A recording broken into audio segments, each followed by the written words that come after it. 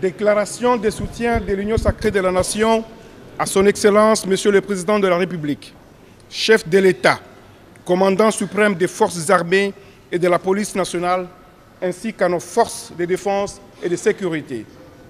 Nous, regroupement et partis politiques, groupe parlementaire de l'Assemblée nationale et groupe politique du Sénat, associations et personnalités, membres de l'Union sacrée de la Nation, réunis ce lundi 31 octobre 2022 pour évaluer la situation sécuritaire de notre pays, précisément dans sa partie orientale.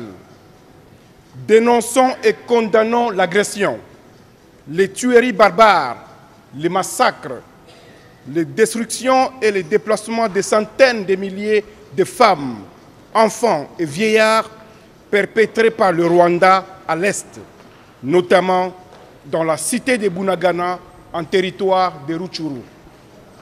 Aujourd'hui, plus que jamais, nous prenons conscience de l'extrême gravité du désastre humanitaire qui sévit en République démocratique du Congo, notre pays.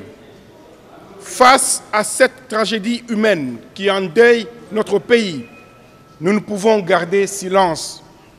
Nous appelons toutes les Congolaises et tous les Congolais à l'unisson, à la mobilisation générale pour défendre l'intégrité du territoire et la souveraineté de notre pays. Ces institutions légalement établies et notre peuple meurtri en danger d'extermination. La persistance des atrocités que fait subir le Rwanda et ses complices à nos populations, en violation flagrante des principes fondamentaux du droit international affirmé par la Charte de l'ONU et l'acte constitutif de l'Union africaine sous le regard indifférent de la communauté internationale est intolérable. Aussi, en appelons-nous au patriotisme de chaque Congolaise et Congolais pour les combattre par tous les moyens et soutenir les efforts du Président de la République, chef de l'État, commandant suprême des forces armées et de la police nationale, son Excellence Félix Antoine Tshisekedi Tshilombo, et le gouvernement de la République afin que la paix et la sécurité soient rétablies dans cette partie du territoire de notre pays. C'est ici l'occasion pour nous d'apporter notre soutien inconditionnel à nos forces armées et à la police nationale engagées actuellement au front pour la paix, la sécurité et la défense de l'intégrité territoriale de la République démocratique du Congo. Pour mémoire, la République démocratique du Congo n'a jamais agressé un pays voisin. Rien donc de factuel ni de juridique ne peut expliquer ou justifier l'agression du Rwanda contre notre pays. Nous exigeons du Rwanda le retrait immédiat et sans condition de ses troupes actuellement dans notre pays.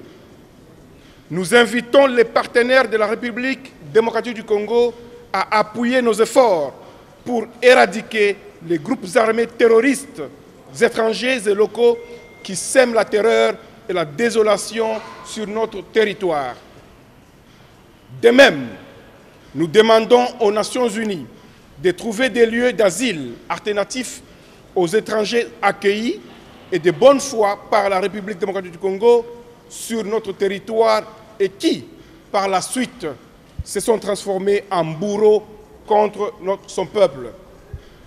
Peuple congolais, face à l'irrépressible volonté du Rwanda d'entretenir l'instabilité à l'est de notre pays, pour des raisons hégémoniques, notre détermination reste totale et nous vaincrons.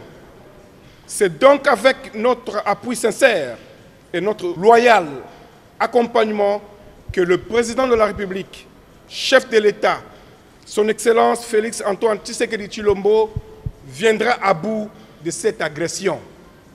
Que vive la République démocratique du Congo, fait à Kinshasa le 31 octobre 2022. Nous vous remercions.